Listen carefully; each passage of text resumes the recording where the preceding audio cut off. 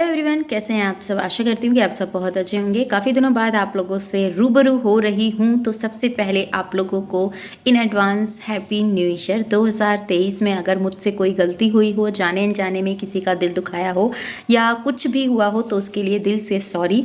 अपनी इस तरह को दिल से माफ़ कीजिएगा। और जाने अनजाने में इंसान हैं, गलतियाँ हो जाती हैं, तो क्षमा मांगना हमारा फ़र्ज़ बनता है। तो अब करते हैं अपने टॉपिक की तरफ, क्योंकि जो काम है हमारा, हम उसे छोड़ नहीं सकते हैं, ये तो आप जानते ही हैं ना।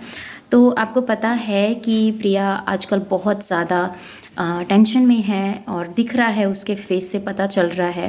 क्योंकि देखिए, हमेशा से ना प्रिया के साथ क्या चीज़ें होती आई हैं, उसने हमेशा से वही चीज़ें दिखाई हैं, रोना धोना। और हम चाहकर भी ना उसको इन चीज़ों को समझ लेते हैं कि कहीं ऐसा तो नहीं प्रिया के साथ जो हो रहा है वो उसने एक ड्रामा क्रिएट किया हो, कंटेंट के लिए किया हो।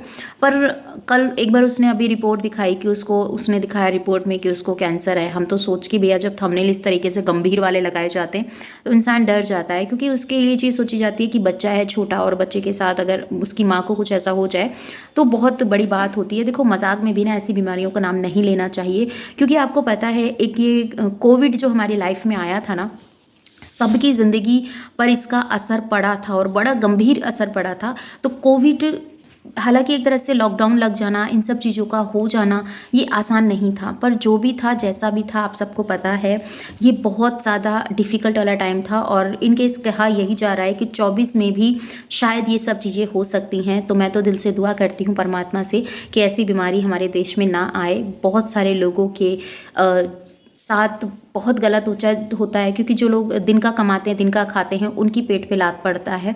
तो वही चीज़ें हैं। और एक बात और आपको कह दूं, क्योंकि प्रिया जो जिस तरीके से दिखा रही है, अपना स्ट्रगल बता रही है कि उसका हस्बैंड चला जाता है और किसी दूसरी लड़की के साथ हो जाता है। देखिए, हम ना कई बार सोचते हैं कि प्रिया के साथ संपत्ति दिखाएं, प्रिया के साथ ये चीज़ें करें, पर नहीं। पर वो थंबनेल में कुछ और होता है। थंबनेल में इस तरीके से थंबनेल को एडिट करके वो रखा जाता है कि ऐसा लगता है कि यार ये ऐसा हो गया, खोल के देखते हैं तो ऐसा कुछ भी नहीं है। और फिर वही चीज़ें डर होती है। आज तो माफ़ी मांगी है कि भैया जो भी हो गया, मुझसे गलती हो गई, तुम वापस आ जाओ, ये सब चीज़ें हैं।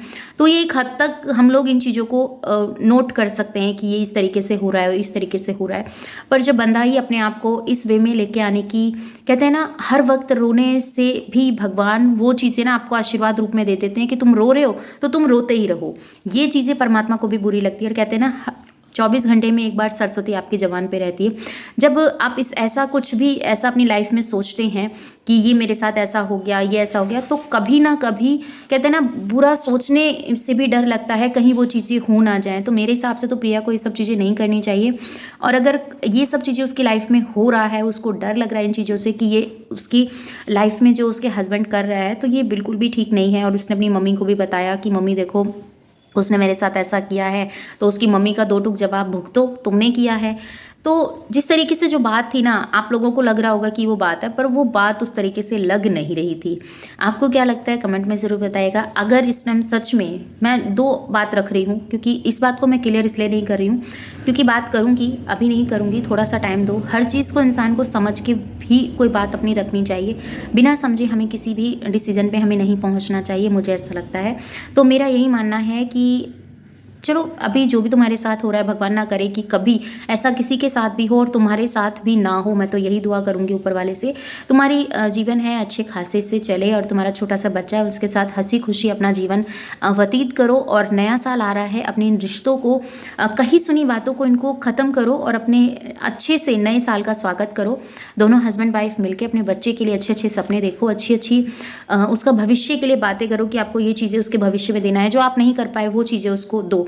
क्योंकि एक पेरेंट्स क्या चाहता है, आप मुझे बताइए। वो चाहता है कि हमने जो चीज़ें नहीं की ना, वो हम अपने बच्चों को करवाएं। क्यों? क्योंकि उसमें वो अपना सपना देखता है, वो अपने जो उसने अपने पेरेंट्स की वजह से या अपनी किसी गलती की वजह से वो उन चीज़ों को नहीं जी पाया है, तो अपने बच्चे में उन सब चीज़ों को फील करता है। आपको क्या लगता है, कमेंट में बताइएगा। क्या मैंने सच बोला? और मुझे तो ऐसा लगता है कि मैंने सच ही बोला, बट आपका जो भी ओपिनियन है मुझे कमेंट में ज़रूर बताइएगा। चैनल पर नहीं तो सब्सक्राइब कर लीजिएगा। मिलती हूँ आपसे अपने नेक्स्ट वीडियो में। अपना और अपनों का ख्याल रखिएगा। एक बार फिर से आप सभी को नए साल की हार्दिक शुभकामनाएं। 2024 आपके जीवन में ढेर सारी खुशियाँ लेकर आए, और आपके साथ साथ मेरे जीवन में भी खुशियाँ लेकर आए। तो bye bye, love you, thanks for watching. जय श्री कृष्णा, राधे राधे।